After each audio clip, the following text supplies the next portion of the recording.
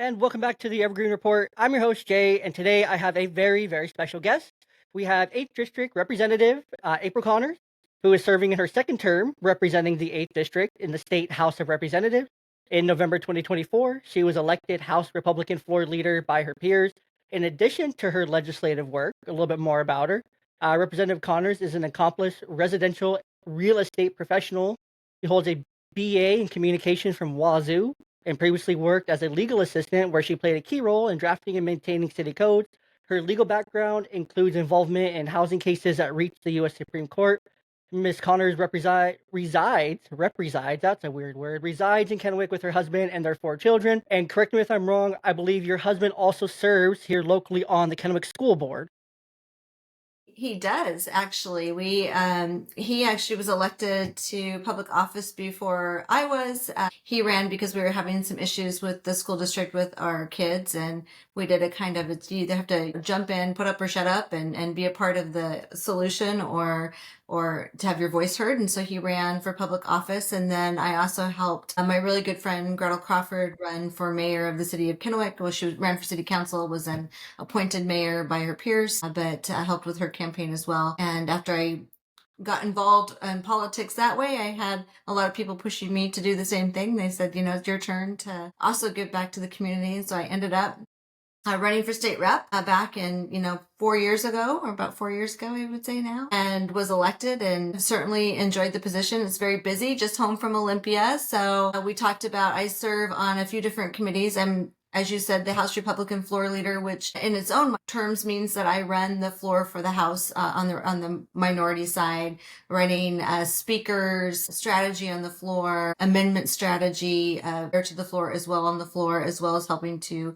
negotiate killing bills and which bills can move forward and which don't, which, being in the minority party, you don't have as much of an influence on, but we did a lot of really good work this year. I know we hear a lot of the bad things that come out, but we did a lot of really good things too. But I do in the House serve on a couple committees. I serve on the Housing Committee, which, being a real estate professional, that has served me very well. I do a lot of housing policy work. I'm also the assistant ranking member on the Appropriations Committee. I sit in the second chair, which means that I'm the second kind of highest ranking Republican on the Appropriations Committee, where we do the big state operating budget, which is the $70+ billion budget that everyone's been hearing a lot about in the news, and how that reflects our state. So I serve on that, and then I also serve on the House Rules Committee, which is the committee that pulls bills to the House floor to pass for the Republican side. And so I have a very instrumental role in that, also being the floor leader.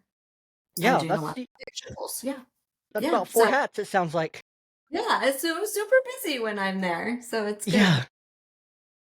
Yeah, that's crazy. So you mentioned the budget, and I think that's what everyone that is paying attention is hearing about. Because I don't think a lot of people necessarily pay attention to state budgets and the operating budget and what goes on there. And there's a lot of, I think we can call a spade and say there's a lot of questionable spending. There's a lot of wasteful spending. There's $100,000 of studies that impact nobody. There's millions of dollars planned for bike lanes in Seattle and Olympia. That's almost $300 million worth. But what about the rest of the state? Where's that going to come from? How is that $300 million almost going to help the rest? And so that state budget that we're looking at, what are your thoughts on, I guess, the timeline of this budget? Because as I understand, I'm just an average J here. That's something that's supposed to be being worked on the whole session, right? Correct. So how it started this year, because we had a new governor this year. This year is a little bit different than other years because we've had Inslee for so long. So this year, before Inslee left office, he proposed his final budget. So that was what we call the first pass budget. It was the first pass that we looked through. That part of the process, the Democrats actually include the Republicans in that part of the process of the pass through. So we were able to go through, we spent many evenings until 9:30, 10 o'clock, most nights for the first 2 months in the basement, going through with policy staff line by line what Governor Inslee was proposing cutting, what he was proposing adding, and that's how the general framework of the budget started. No one was really clear at first because Ferguson came in right after we went back to legislative session if he was going to develop his own framework of budget, which he did not. He did provide some priorities, and he also provided some cuts and asked for additional cuts within all of his different departments and things that he oversees within the state. And so he did ask for those cuts to happen, but he did not come with a full budget. So it was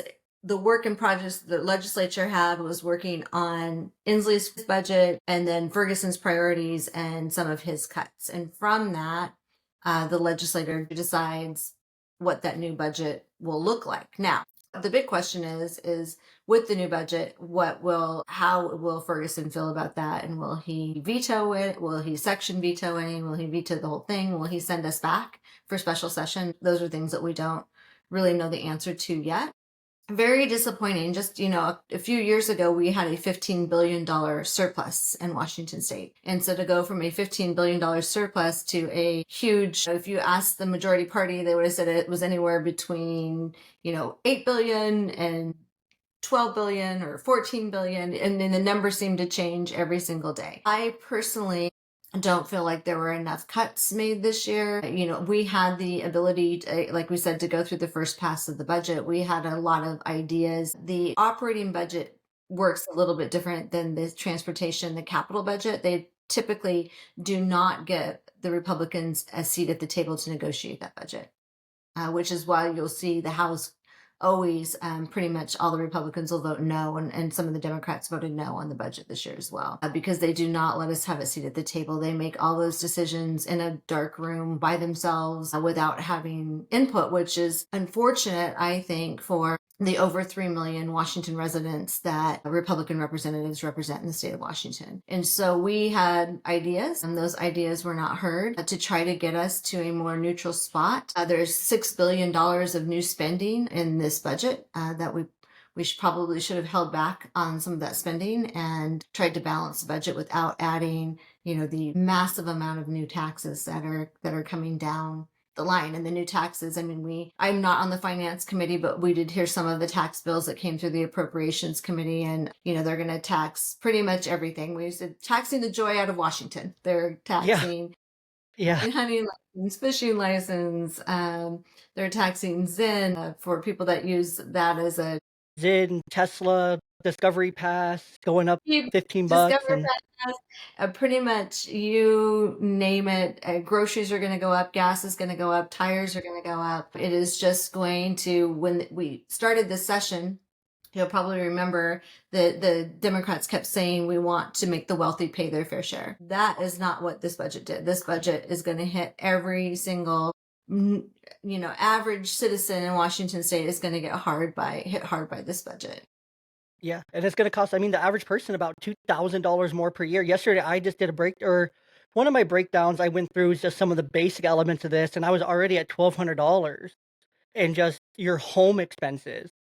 So like you're saying here, I don't think a lot of people realize that the Democrats shut the Republicans out for, even after the first time the budget that they put towards Governor Ferguson got vetoed and sent back to them. Then wasn't there a couple weeks of just nothing from them when they were going through this budget and trying to reformulate it? And this is their third draft that they passed, which included the $9.5 billion in new taxes, or 9.3, 9.5. And like you mentioned, the number kept changing from our surplus of 15 billion to now we're in a deficit of 14, 8, 9, 15 billion, I think is what everyone settled on at the end of it. But then Ferguson mentioned that it was $16 million in a press conference when he talked about the budget and reviewing it line by line. So who knows what the number is? But there's the other side of this, right? To where there's the rent hikes, which we'll talk about because you sit on the housing committee. So I definitely want to talk about the rent hikes and the rent control. The Second Amendment tax, which is a tax on, firearms and the whole firearms program, which I feel is totally unconstitutional. But Democrats in our state don't seem to really agree with that, federal law takes precedent over state law in these things, and Constitution's Constitution. The $90 million small business tax, the 50% cell phone tax increase, which feels like a very ideological based program, what that money's going to go to, because it's got to go to a new account and whatnot. And then you have the hunting and fishing license you mentioned, 50% liquor license increase. So your favorite bar or restaurant may not serve liquor, or it's going to cost way more Zin tax, the 10-cent per bottle tax, the 50% discovery increase, and much more. Like there's almost no joy, but it didn't have to be this way. It didn't have to be this way. The Republican budget that was proposed included no new taxes, and that's the biggest part there. It included no new taxes and made Washington essentially better overall.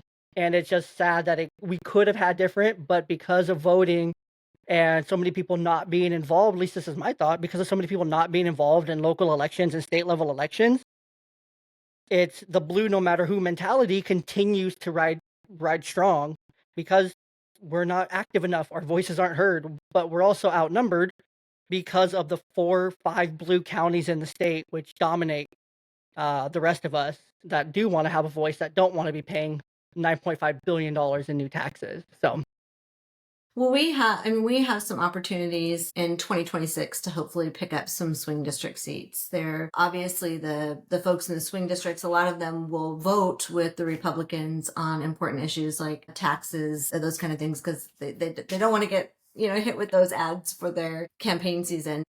We do have opportunities to pick up those seats. And I think some of the bad decisions that were made this legislative session by the majority party will hopefully cost some seats in the next election. We need to create more of a balance. I don't think the balance of government in the last 40 years has been pretty much Democrat controlled, with the exception of us having controlled the Senate a few years back. But makes it for really hard to do really good legislative work when you don't have people listening to, both sides of the aisle and trying to come up with the best solution rather than just taxing their way out of a situation, which is what they're doing right now this year. We even heard some of the folks from the majority party saying that their citizens loved taxes and they're super yeah, excited to have taxes, and because taxes pay for good things, and taxes do help and pay it's a for good things. privilege to pay taxes, right? It's a privilege. Yeah. But it's so anyway, so it was a pretty disappointing session when it came to that piece. You mentioned a few other things, the housing piece as well as the Second Amendment piece. I'm a big proponent of the Second Amendment. I don't know if you know, Jay, but two of my kids are competitive USPSA shooters. They do it as None of that.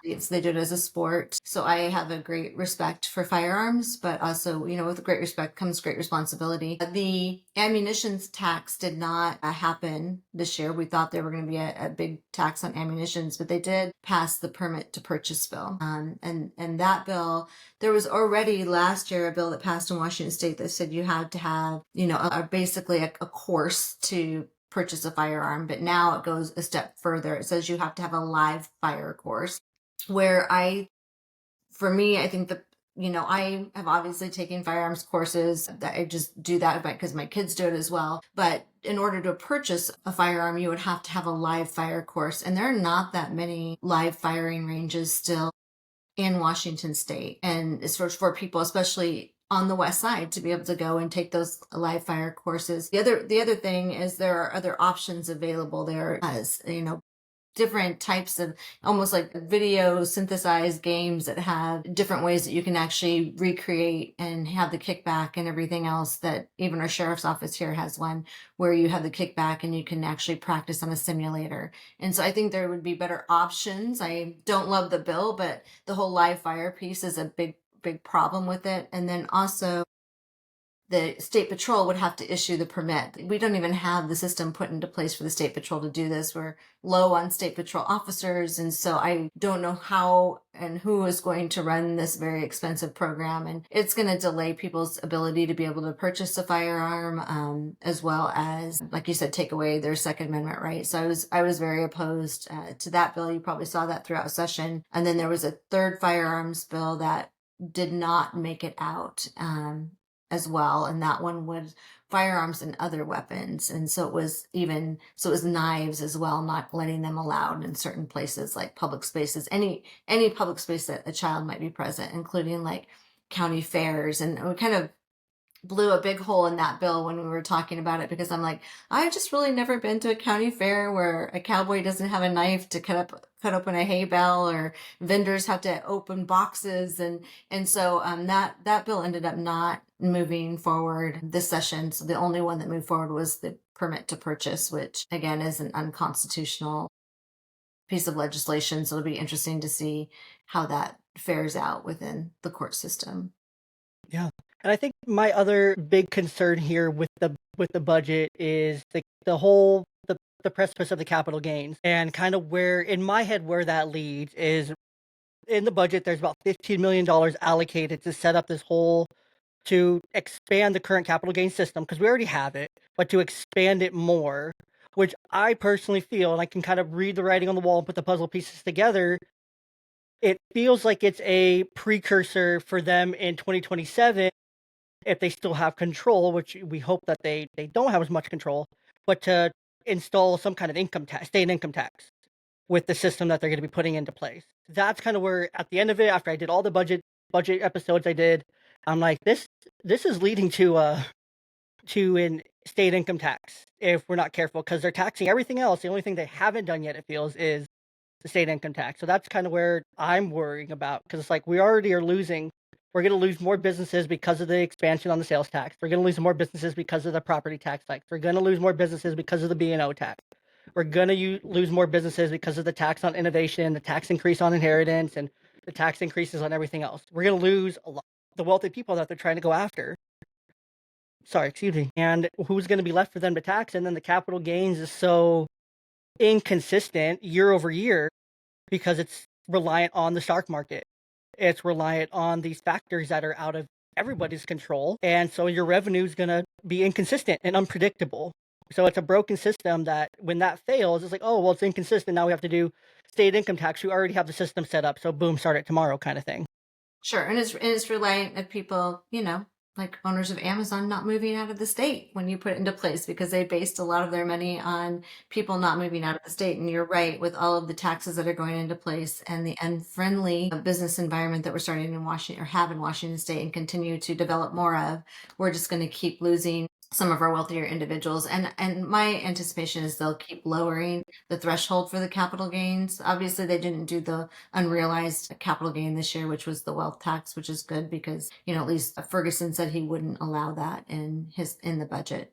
He would veto that, but they did go ahead and introduce the bill at the end of session just to make sure that they can get started on it for next year because nothing really truly ever dies in Olympia.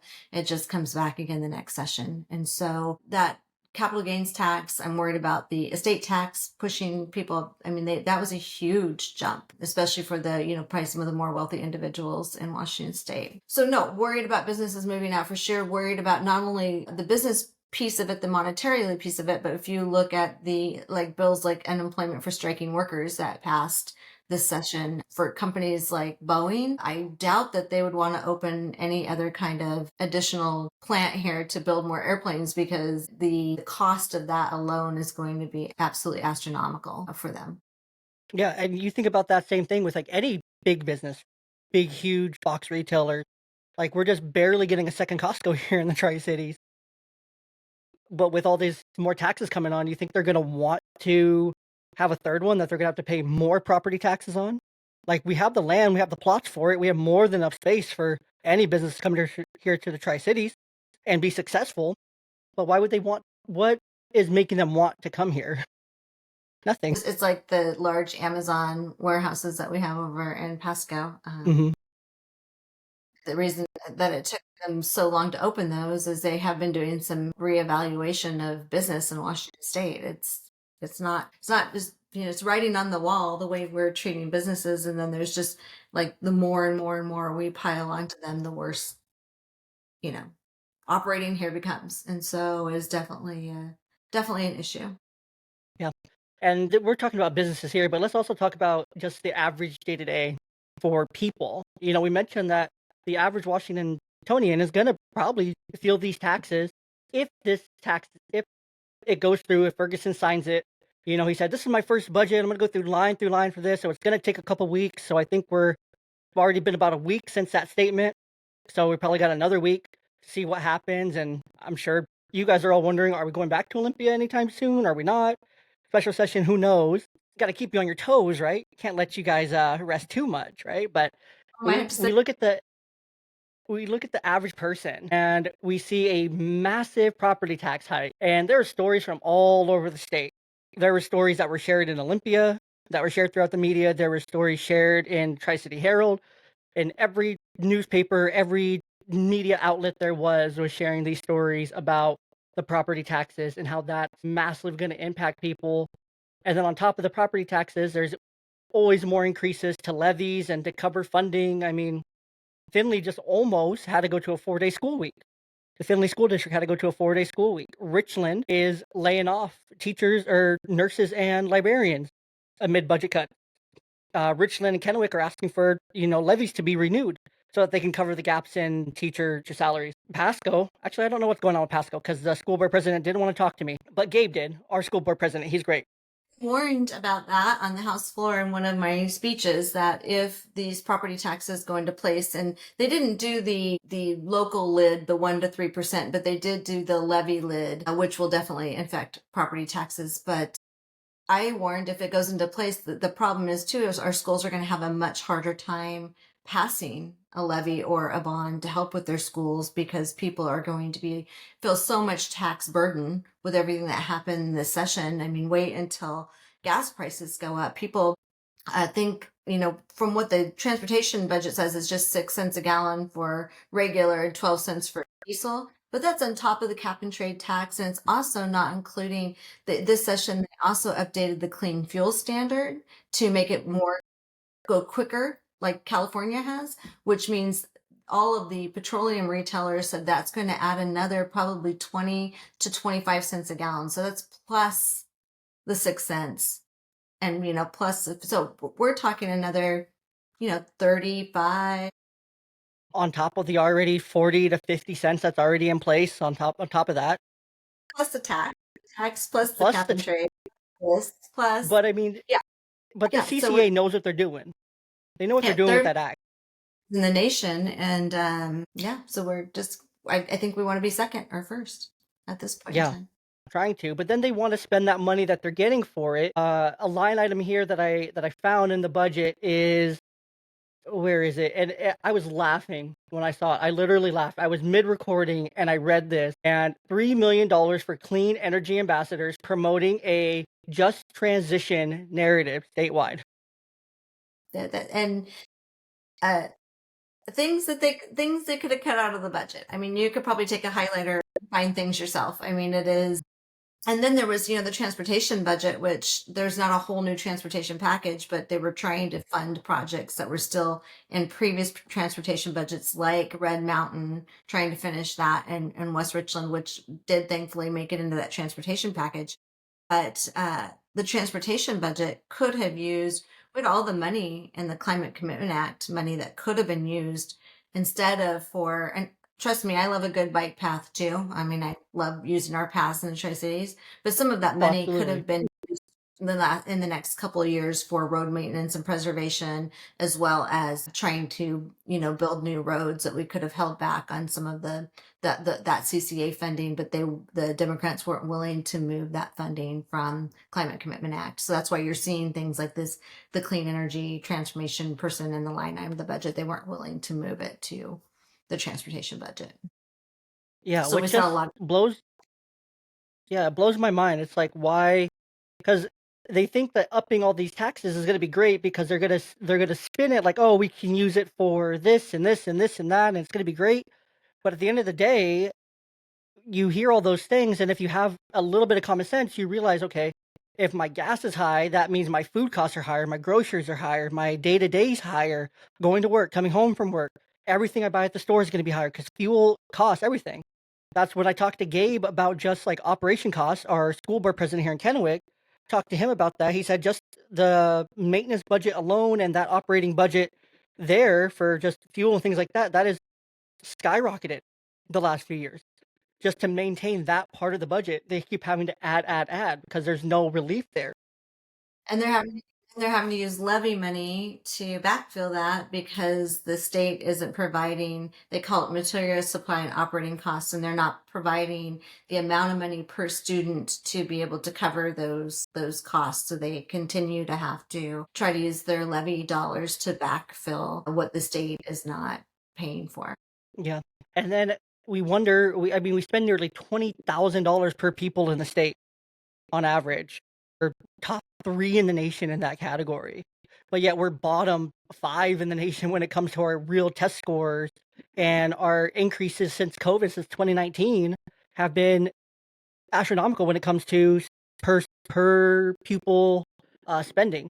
We've skyrocketed since 2019, but you look at the graph the other way of our scores, those 2 things should go hand in hand. If you're putting all this money into per pupil spending, then your scores and your achievement should go up. We should be leading the nation in everything. If we're the 3rd highest, we should have the 3rd highest scores on average across the board, not bottom 5 on average across the board. Sure. And it would be nice if we could pass legislation like that. Unfortunately, being in the minority party, we can't do that. There's a lot of issues when it comes to education from the former McCleary decision, which was to fully fund schools, but then, some of that money got pulled aside for salaries instead of going to actually fund the schools. And so that was one of the things this year when it's called MSOC, Material Supply and Operating Cost Bill, came forward in appropriations. We put an amendment on it to say we are fine funding it, but we don't want it to be swept for salaries. Like, it has to go for those specific categories. It has to stay tangible to those. But that did not get in there. And then, it ended up that the majority party did not have enough money to fully fund that particular line item. They did do a lot of funding in special education, which I was appreciative of, but it is definitely really, really hard when you see that we have the money and when we had the $15 billion surplus just a few years ago. But what happened, as you're probably aware, is the state legislature took a whole bunch of money that was one-time funding for the federal government for COVID and put it into permanent programs. And their programs they don't want to delete. One of them in particular was one that helps with people when they're foreclosed on their home. And so they shored this program up with COVID money, and then now they can't afford the program with all the people they hired. So now they just did a bill this year that passed that will add $80 to the purchase of a home at closing to pay for this foreclosure program for people who are getting their home foreclosed on. Before, it was paid for by the person whose home was being foreclosed on and the lender helped with it, but now it's going to be on every single person buying a home in Washington state. And so it's just another cost. Like, when we're in like a really hard state there's my husband right there. When we live in one of the most expensive states, to actually build a home in the nation, we're going to keep adding cost to. Making it more expensive, making it more unaffordable, and that doesn't even mention the what is it, a 30-something% increase for appraisals Mhm. that are also gonna Well, go up? and that's what, people are like, it's only another $80. And I'm like, it's $80 plus the document recording fee that's over $300, which is the highest one in the nation. It's, the cost to build, it is our energy code. More and more people just can't afford to build or buy a home in Washington state because of it. Yeah, and then you add in rent control on top of that, Oh yeah, that's a good which one. we haven't even touched on that yet, but you add in rent control, which passed, I believe, correct? Rent control did pass. I don't know if it's been signed yet He has or not if it's signed. gonna be vetoed. I don't know if he'd veto it. The bill, we made it somewhat better in the House. The Senate made it significantly better, but then it went to conference and they stripped out a lot of the things that the Senate did to make it significantly better. It's still, no matter what, it's a bad bill. Yeah, But at the end of the day. at the end of the day, it's about, and I know that people are hurting, and I know that rents keep increasing, and it is a struggle for a lot of families to be able to afford rent. But I think what people don't understand is what it's going to do to development in Washington State. Like, we're going to be 1 million units short in the next 20 years, and if we don't continue to build, which developers are already saying, I read it on the House floor, they're leaving. They're going to go to Idaho, Montana, Arizona to build where they do not have the hint of rent control. And so it is 7% plus CPI, but no higher than 10% is where it ended up. So, but what the unfortunate part for renters is they can guarantee that every year their housing provider is going to increase that rent by 7 to 10% because they're worried about how much their property taxes are going to go up and what's going to happen. So in the long run, it's not a great bill for renters. And what's going to happen is it's going to decrease the supply of housing in Washington State. And we're going to end up in a worse situation than we were to begin Yeah. with. Every Yeah. economist will do that, every single one. But unfortunately, It's one of those. It was the Democrats' number one priority this session was to pass rent control. Which is like why? Why is that such a priority? Like, isn't shouldn't fentanyl or behavioral health, mental health, our youth suicide rates or our education scores or the list goes on and on and on about things that should be higher than that. And we've seen rent control be a failed policy in New York, San Francisco, Colorado, I think it failed as well. Other blue states where it failed, but Washington, we think we can do it better for some reason. That's why they branded it as rent stabilization. They gave it a whole new name. Yeah, and that's what they do though, right? That is so common. As the more I went into the session, the longer I followed it, and the more and more I follow it, the more and more they put those feel good titles on these bills, right? They mask them or they mask what it's going to be paying for, how much it's actually going to cost the taxpayer in it by putting a name on it that either barely makes sense. There's like one keyword, or it's a bunch of buzzwords, or it's a bunch of feel good words compared to, your bill, House Bill 1191, manufactured home titles. Thank you, April, for making it so it's so obvious what this bill is about. Manufactured home titles, or Unfortunately, it doesn't help as many people as it could yet, but I mean, it's things that we're working on. But it does help people that have a manufactured home in what's called a common interest community. So in Washington State, more and more communities are buying their parks. And so if the community buys their park, then their property will be considered real property. So they'll be able to get first time homebuyer loans. They'll be able to get a lower interest rate. And so it's really there's a couple of groups in Washington State that are helping communities buy their homes. So every time a home goes, like a manufactured community goes for sale in Washington State, these groups try to come in and help them purchase their manufactured home community. So it's something that's just getting started in Washington, but this bill is going to be super helpful. We've had a lot of shout outs for it. It went through with great bipartisan success. which is rare, which is rare. Rare, it's rare. It was a bill that came to me from a work session that we actually did in the housing committee. And we had a gal come in and chatted with us about them buying the communities and what was happening and some things that we could do to make it better. Only a handful of states have done this so far. So would love to continue to see it get extended to more and more developments and parks, but it's a start.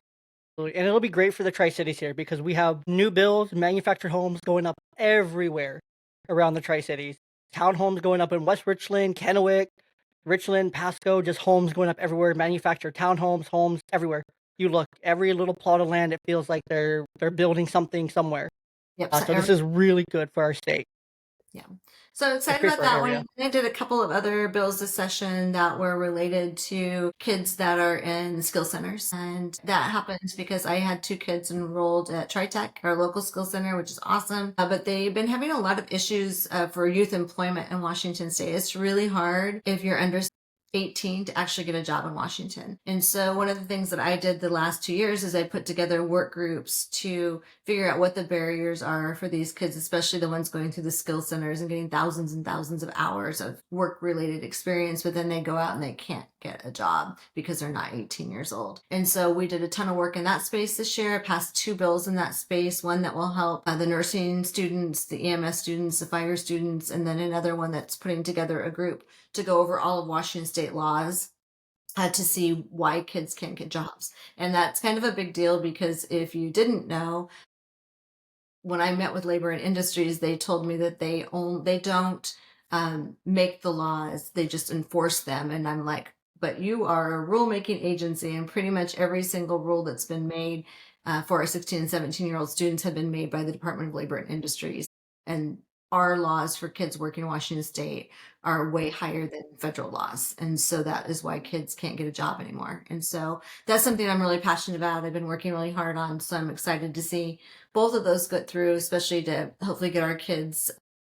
I love a good video game here and there too, but hopefully get our kids out doing something productive because gas is really expensive and most parents aren't going to want to pay for it. And so it would be good to have them grab a job so they could at least fill up their tank.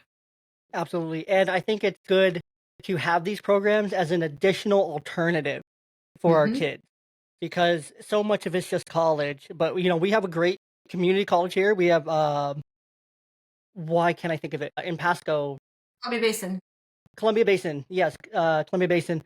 is a great college for our kids, and we have really great programs here locally. But this program specifically is such a good alternative for kids because it's exactly that. It gets them ready for the workforce. They go through TriTech, they complete the program there, and then they're immediately working with an industry expert, getting into a job field, getting real experience, making real money, and there's no extra waiting period.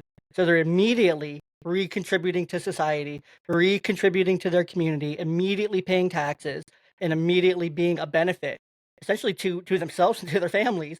And so their moms aren't having to kick them out of the house when they're 30. They're set up for a successful future on their own right out of the gate. And so I love these two bills. I think they're fantastic. Are there any of the other bills that you either sponsored or co-sponsored that you want to mention that would just be good for people to know in general?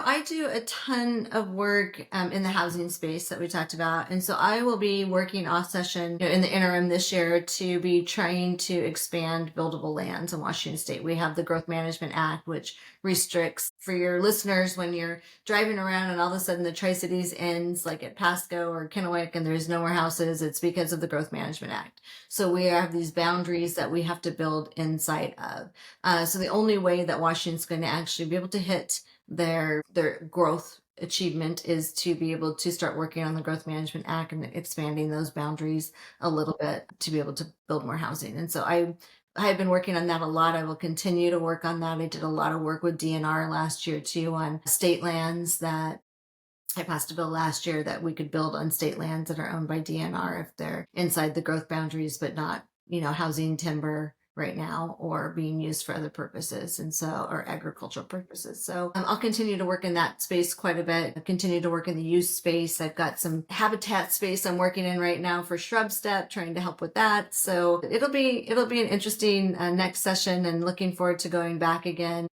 Loved my role as the floor leader and looking forward to going back and hopefully having that again for the next couple of years. So what you're talking about here with the urban growth area boundaries, is that in relation to your bill 1164? Yes, that was one that I had this year that got a hearing but did not get out of committee. That one is basically it's kind of a common sense bill. If the urban growth boundary has a street running right next to it that already has major infrastructure, water, sewer, electricity, that you should be able to use the other side of the street for housing because the city's already put in all that money for the infrastructure, so you should be able to use it. And I think we'll get somewhere with that bill in the next couple of years. It's just going to take a lot of work in getting some of the majority party on my side and seeing that this bill can be implemented in a way that's beneficial to cities and counties and to housing. Yeah. Well, the common sense bills, I'm sure you are aware how difficult those can be to pass. Well, Uh, any bill passed. Yeah, it doesn't matter. It's like it sounds like, having three is a kind of a big deal for a Republican. So it's yeah, no, that's huge, and it just yeah, hats three. off to you for especially for the manufactured home titles. I think that's a huge one in itself, for how many people that will benefit in the long term. To be able to refinance, get first-time home buyer loans in those areas, and then these 2 education bills, I think are just absolutely so needed, so needed. There's things that you don't think about until you're yourself, as a parent, having kids at that age, and "I need something to transition them into, but it's so hard for them to get a job. I wanna help make it easier," and so it comes from the lived experience, which is great. I guess last question here, and then we'll wrap up. Are there any bills that got passed that you just completely shook your head at? That is an absolute ridiculous bill. I know what mine is. I can share mine first, or you can share yours. You go Uh, for it. my first one, my like most hilarious bill was the circus animal bill. Oh yeah. Yeah. And That so one, the circus animal bill, I was like, seriously? I go, there won't be any more because it wasn't just like for a circus, like I don't know if you've ever been to the Benton Franklin Fair and Rodeo. yep, There's this act that comes occasionally, and it's the guy that has the capuchin monkeys. yeah, The smallest cowboy in the world, I think it is, but that would ban yes. Oh, I love that one. that from the rodeo. Yeah, and bans the circus that we have come through town every year, which I think I may have just gone to one of the last ones in the state because I went to the one in Yakima, I think a week or 2 before that bill passed. Well, and it makes me worry that like what will they come after next? Are they going to come after rodeo sports, thinking that that is cruelty to animals as well? So I mean, I do feel like it's a slippery slope on that path. So yeah, that one was definitely an interesting one. Of course, I look at the bills that are bad for. I mean, that was a weird one. I'm sure there's more weird ones. There's some weird ones that didn't make it through too. Definitely the unemployment for striking workers, I think, is going to be a really troublesome bill. Rent control is obviously a troublesome bill. You hit the there was a few that didn't pass that were absolutely ridiculous. So that was the methane cow Oh, bill. that one, and then the mileage tax didn't pass, but that one's gonna come back next year with a Mileage vengeance. not pass, but something like it or similar will come back for sure. There were a lot of really, really bad, like offender, like bringing down people's offenses in prison. There were some bad ones for that. There was a bad one that passed the House that didn't pass the Senate, that prisoners wouldn't have to work at prisons anymore, too, things like I saw that. that one. And allowing prisoners to vote and serve on juries. Um, it was really interesting. I mean, I felt a little bit sorry for our Secretary of State. He had to testify a lot this year because there were so many bad voting bills that were happening, and so I felt pretty bad for him this year with all the bad stuff he had to keep coming in and say, "This is a really bad idea. We shouldn't do ranked choice voting. We shouldn't let prisoners vote, because if you have somewhere like Connell where they have a large prison population, pretty much they can control the whole town."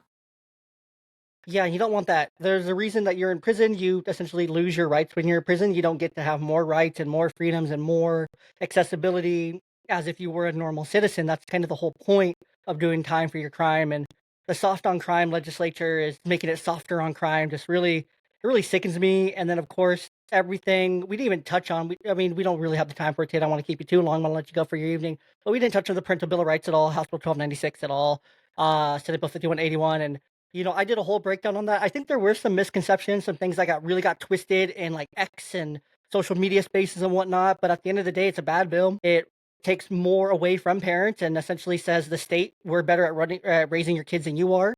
Which the end all be all for that bill is parents. We're the primary stakeholder in our kids' lives. Not any representative or any senator in Olympia has that, especially not Chris Reckdahl in the office of the OSPI office. Especially Oh, not.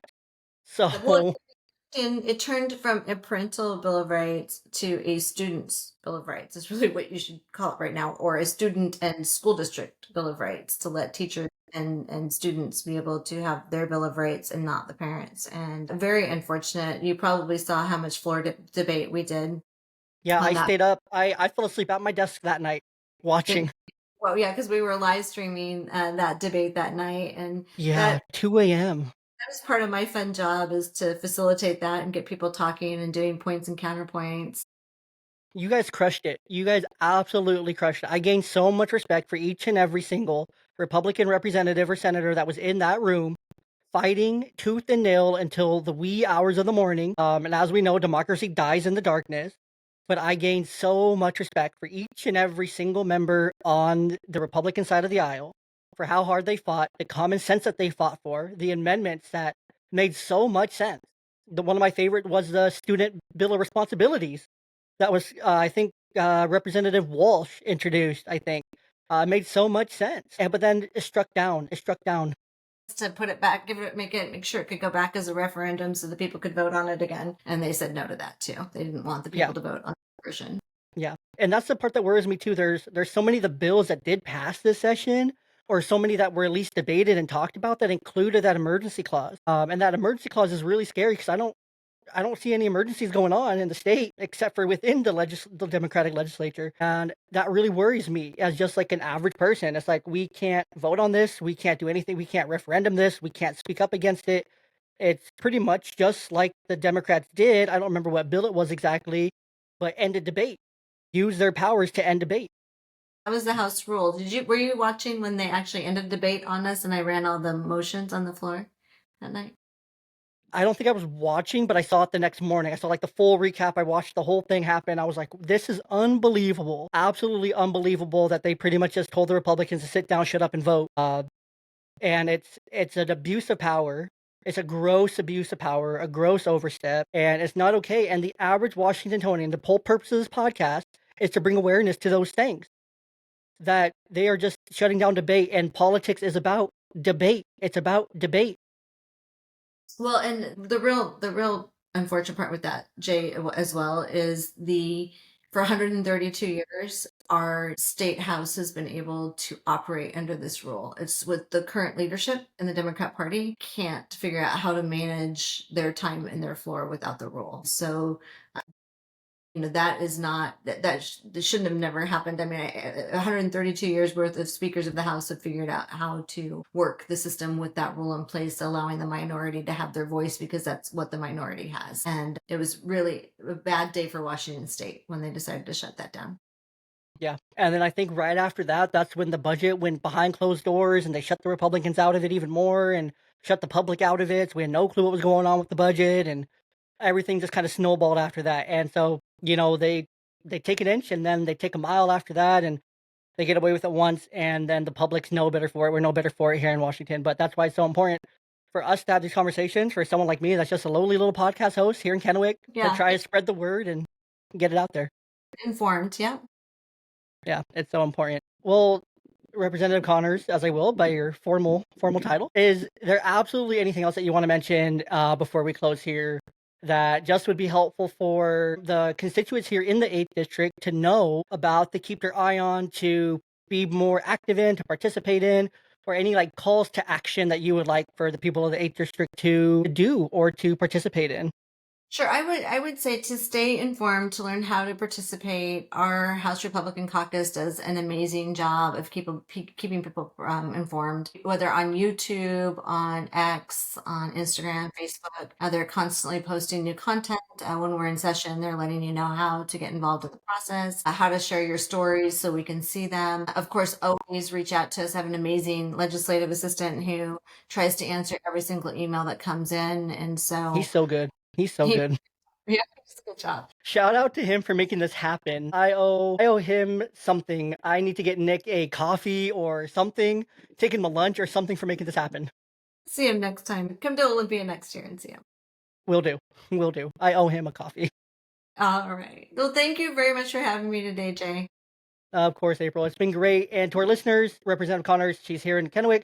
You can always reach out to her on anything. It's very easy to reach out to her. Just literally search April Connors, House, Washington, and her website, her demographic, her information will all pop up. It's very easy to get a hold of her. She's very available. Contact Nick as well. They're very available and they're very great. So, with that, thank you to our listeners. Thanks for tuning in, and make sure you guys stay evergreen until next time.